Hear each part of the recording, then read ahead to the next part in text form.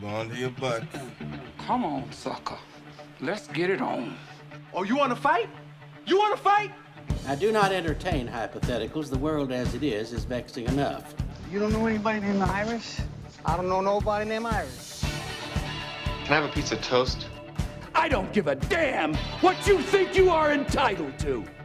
We are changing the course of history as we see it. That is what Wesley demands. How could you do this to me? Really, I want to know. Why did you do that? What you feel only matters to you. Step back for 1 minute and look at the big picture. And that's all? No, not for the real fire. We offer you a bond, a family that very few can understand. Help me. Help you. And don't do drugs. Or whatever movies with Wesley and Iris. I can't believe we're doing this, but what up? And welcome to Or Whatever Movies. I am your co-host, Iris, and I am here with my older brother, Wesley, dude. Today we are talking Bill and Ted Face the Music. Whoa. Excellent. Is that more Ted or is that more Bill? I still, after 3 movies and revisiting all the first 2, I still don't know which one is Bill and which one is Ted. So is it meant to be a joke that he's Ted, quote, Theodore? I was like, that's weird because whatever his last name is. Is his given name Ted and his nickname is Theodore? And then I was like, okay, well, IMDb got that kind of weird, but it's in the actual credits for starting with Excellent Adventure. His name, for whatever reason, is Ted Theodore Logan. I think, is that the joke? I'm not really sure. But I would say that Face the Music takes a lot of things that were weird or strange or slightly off with the first 2 and just sort of runs with it. Like, they're like, we should clear up some of these mistakes moving forward. And he's like, no, dude, just go with it. Again, I don't know whose accent I'm doing anymore. You also had a question about Station. Yep. Just before we started this, I wasn't clear on who Station was. Apparently they had a nice butt. Yes, and they is the proper pronoun. They, Station, was 2 alien scientists. Right. God, that was dumb. That jumps into one, and then he creates extra Bill and Ted robots for kind of no apparent real reason. But then but as he's working on it, or as he completes the robots, Bill compliments Station, telling him that he has a bodacious butt. Station was like an entire ass. Station had a huge face, and I mean he was kind of where the wild things are looking. Yeah, he was a wild thing. He was a little wild thingy, but he did have a very bodacious butt. But I thought that the whole Station thing was bizarre. Although we're talking a lot more about previous Bill and Ted movies than we are about Face the Music. I wasn't into the first 2 movies. I hadn't actually never seen them. I knew lots of stuff about them, but I guess it was necessary to see the first 2, even though they weren't all that good. I think Bogus Journey goes off the rails so thoroughly, and it's not to say that it needed to be on the same rails as Excellent Adventure, but the historical figures and the time traveling played almost no role. It was so surreal, and I guess props to them for taking it in a completely different direction, but it was almost like early Tim Burton surreal. It was just a completely different movie and kind of didn't work. And to tie that more closely to the new movie, the robots in Bogus Journey were so bad, and if I had heard that this movie was coming out and they were going to feature an evil robot, I would have been like, oh no, not that again. That was maybe the worst part of Bogus Journey. Station created the robots just to vanquish the Bill and Ted humanoid robots. Them looking like Bill and Ted had nothing to do with them being able to vanquish the robots. Nope. And they didn't look like them anyway. Nope. I was like, they're not going to try to pass them off as Bill and Ted or something, right? So the Face the Music robot. He has a name. Very detailed.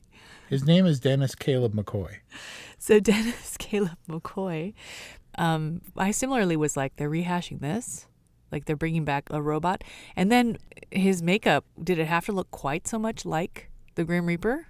I don't know. Like everything about the Dennis Caleb McCoy robot seemed kind of redundant. And then he had this wonderful character turn where he... The concept of an insecure robot is brilliant.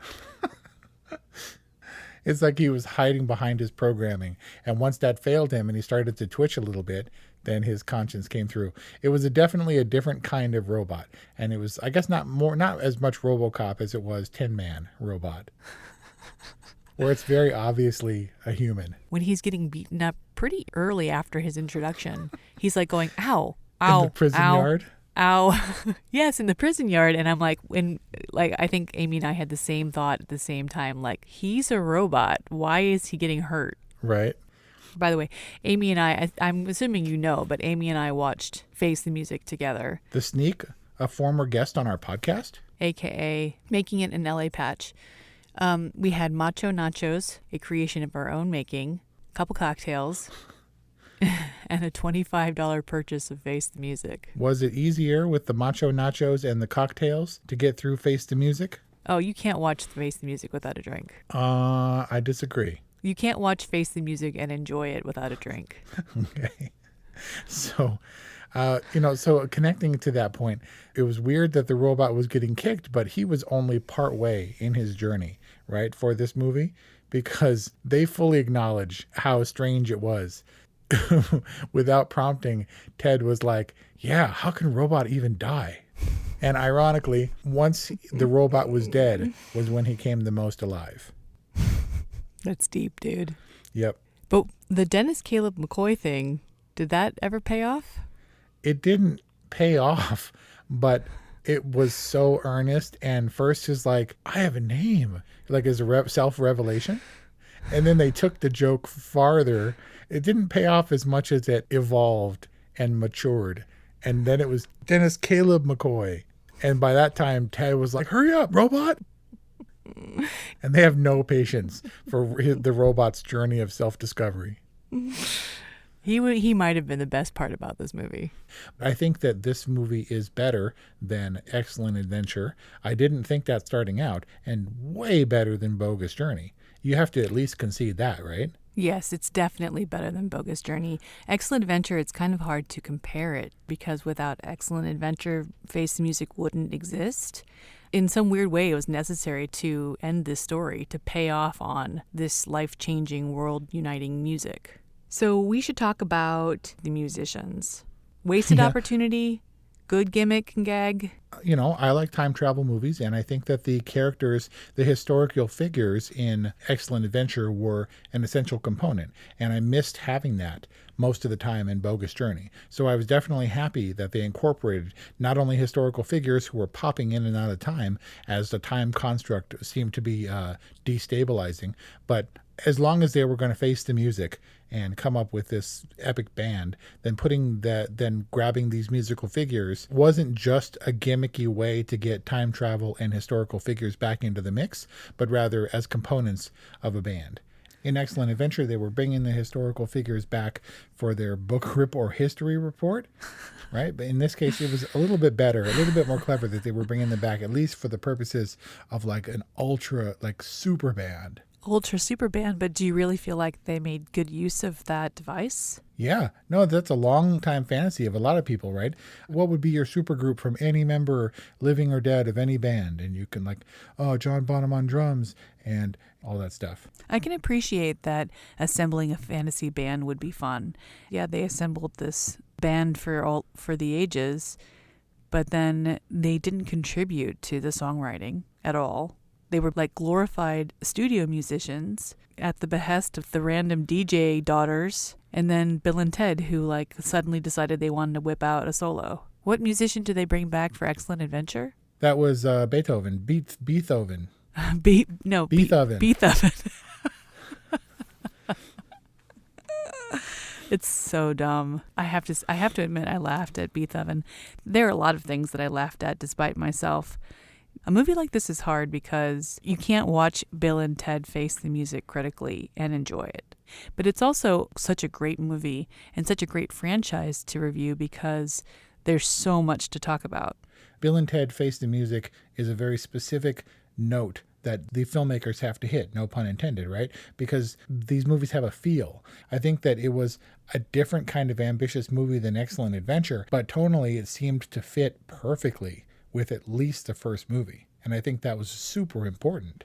It was, I don't know, it was a world, this world of San Dimas, which is dry and sun-baked and slightly sterilized. But when I was a kid, San Dimas only equated to one thing for me. Water park? Exactly. San Dimas, that's where Raging Waters is. Well, what else do you know about San Dimas? Nothing whatsoever.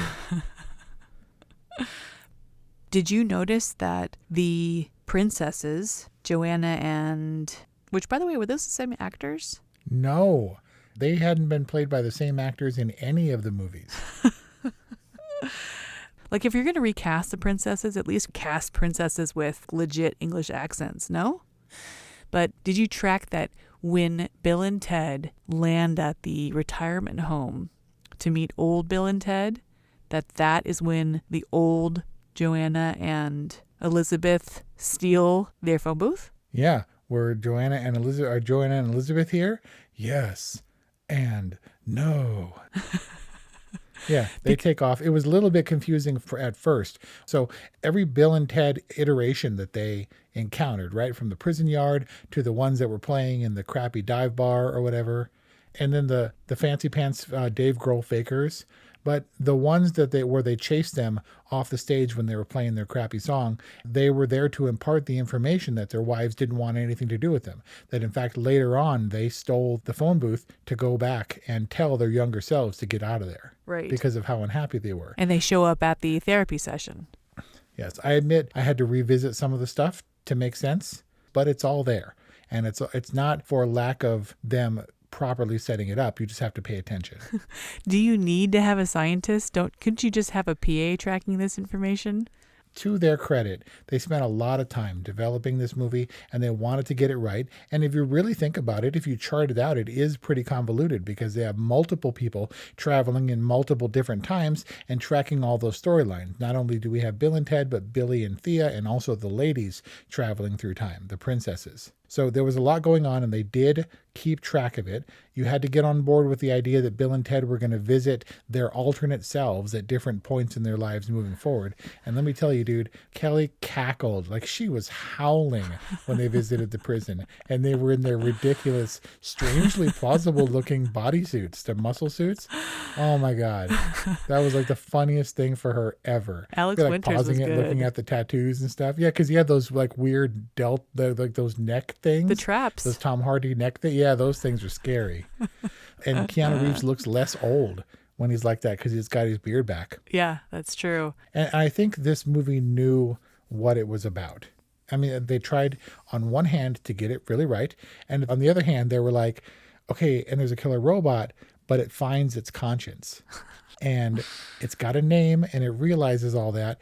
And they fully acknowledged how dumb some of it was, right? I mean, they were fully aware. He said, Ted, you have had many counterintuitive ideas over the years, but I have to say, this is the most counterintuitivist. So they had to deceive themselves because their future selves were a step ahead of them, having known what they were going to do. Right. So they had to put the buckets over their head and throw themselves off the balcony and spin around so that they can get away. And then when they ran into the phone booth, he was like, we should try always not knowing what we're doing. That was so dumb. How did that work? They were able to really deceive themselves because... Yeah, they found themselves outside and their future selves couldn't track how they made it outside because they were just as dumb as Bill and Ted. Oh my God. And didn't you think that old Bill and Ted were totally out to get him? I was like, don't trust those old dudes. It's because Alex Winter has crazy eyes. No, because they took advantage of that moment in surprisingly deep and touching ways. Yeah, that was the moment that Ted overcame the weirdness with when he's like, I'm always weird with myself, dude. And then he totally bonded with his old person self. Yeah, he said, I never knew you. That was deep, dude. Yeah, man. It's all the things that are possible with time travel. Yeah, it's another one of those fantasy moments that you could have the possibility of connecting with yourself in such a vulnerable way. Just like it's like one of those nightmare moments of like finding out that your mom's got the hots for you. Ew. Yeah, that's why Disney didn't pick up Back to the Future. No. Yeah, they rejected it. They said the incest, are you crazy? We're not doing that. So I feel like this movie was definitely fan service, I think there were fans that were clamoring for a sequel. Alex Winter and Keanu Reeves had said people stop them every day, or they talk to them every day, and they're saying, be excellent to each other and all that stuff on the streets. And then they would say, is there going to be another Bill and Ted's? They had the elements of time travel, the historical figures. In this case, they happened to be musicians. And then we had a lot of death and going to hell multiple times. And getting death or the Grim Reaper back into the band. And so you balance the stuff like the time loops and keeping track of all the alternate realities with the dumbness of just like, we got to get him to laser us. So shoot us, robot. Right? It's so dumb. And I think they embraced that dumbness and they were aware. At least Bill and Ted, we could say that this movie was dumb on the same level that Bill and Ted could be dumb and still be lovable or enjoyable. And if you're going to love the characters, if you loved the characters from the previous movies, you're definitely going to love them in this one. They're family dudes, and they have kids, and they have wives, and they're all determined to save their marriages, even if they don't understand how to save them or what's causing them to crumble in the first place. But they're earnest, and they're sweet, and their hearts are in a good place. Why was the new ruler of the future, does she personally have it out against them, or she just is trying to save time and she thinks that the prophecy wasn't real? No, this was Princess Leia watching over the tiny movements that her emissaries make, that if it doesn't pull off, she's in the war room with the giant map and the whole thing goes down the tubes. Hey, go down the tubes, get it? Was that a time travel reference? That was a time travel, like, wormhole reference. It was a really bad one. But we have to talk about the finale. And the finale includes the concert, which I thought was terrible, and the resolution for their wives, which is for their wives and their marriages, which was, the inciting incident in this movie.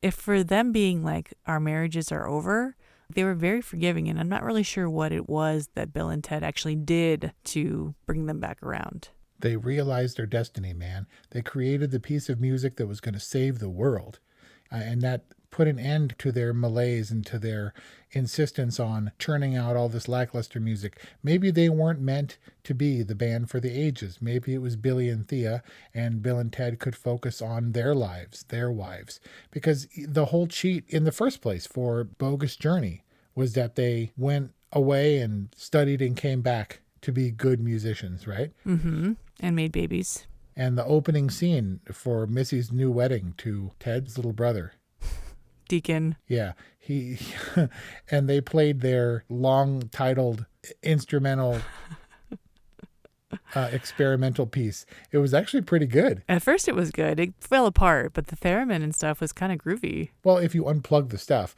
but Ted was kind of good on the theremin. He was good on the trumpet.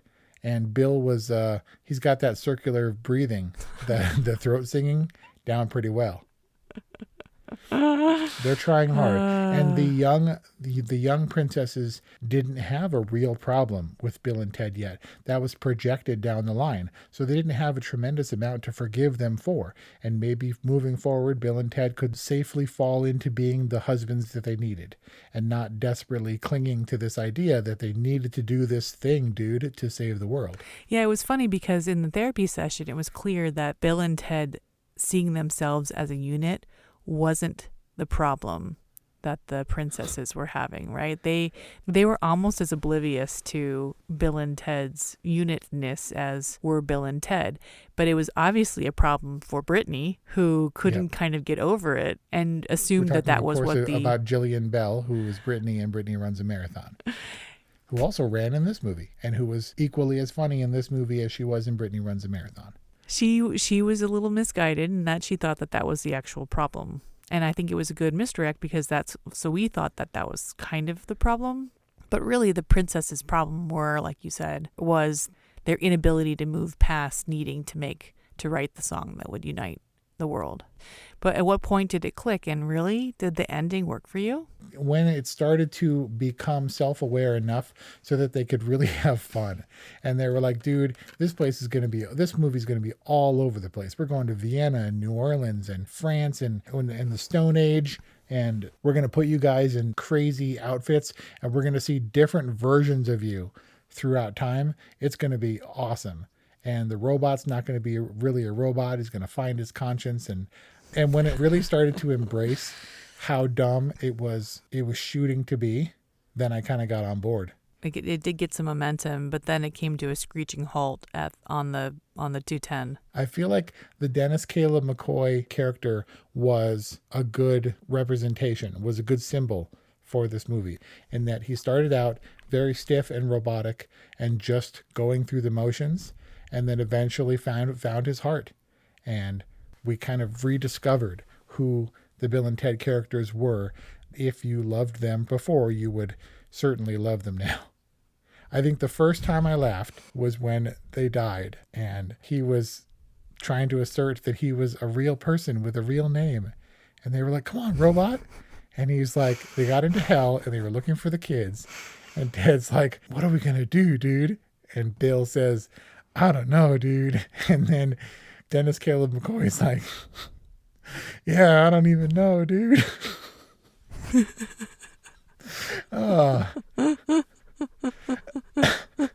And then wow, they got a laugh out of you. It was such nuanced humor. Like, look, I've been through comedies with you, and we've done this before for lots of comedies where I sit there stone-faced, and I'm like, it's fine. I get it. I'm not a laugher at humor. And I was doing the dumb American Pickle thing where I was smiling the whole time, and not the whole time, for some of it, the latter half of it. And I was actually laughing at a few points and like snorting despite myself. Oh my God. Yeah.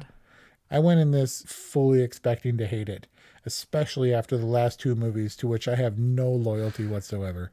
And it didn't end up that way. So basically, you didn't care when they got to the ending. You had already enjoyed it and gotten your money's worth of this film. And it actually kind of rocked. It did not rock. With like 7 minutes to spare, they were going through infinite dimensions, handing everybody in the world musical instruments.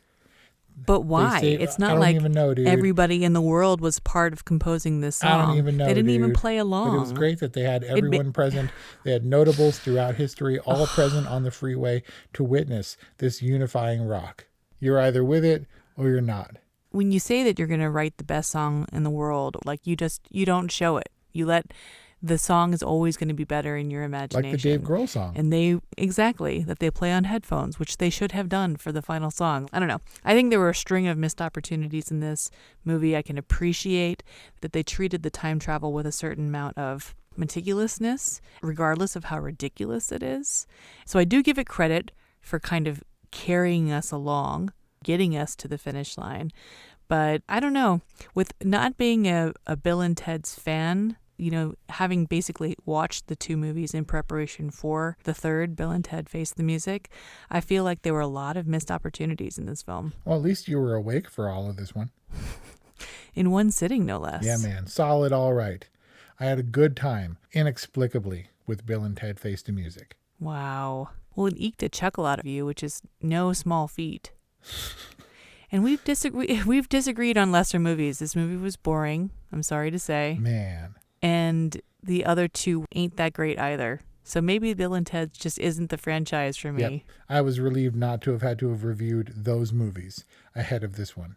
But there's so much to talk about. So much to talk about. I am viewing it as kind of a whole journey, but thankfully... A bogus journey? Well, yeah, but when the last installment peters out for me, I'm kind of disappointed. You got to finish things out strong, and I think they did.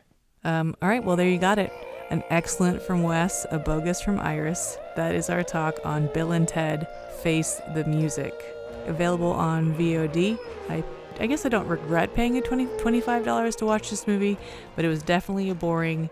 We'd love to know what you think. 818-835-0473 is our hotline, or whatevermovies@gmail.com. Please subscribe. Please follow. Please support us. We can't do it without you. Thanks for listening.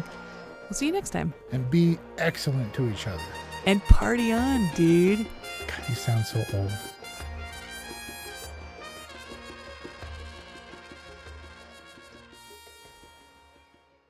How are we gonna find them, dude? I don't know, dude. Yeah, I don't even know, dude.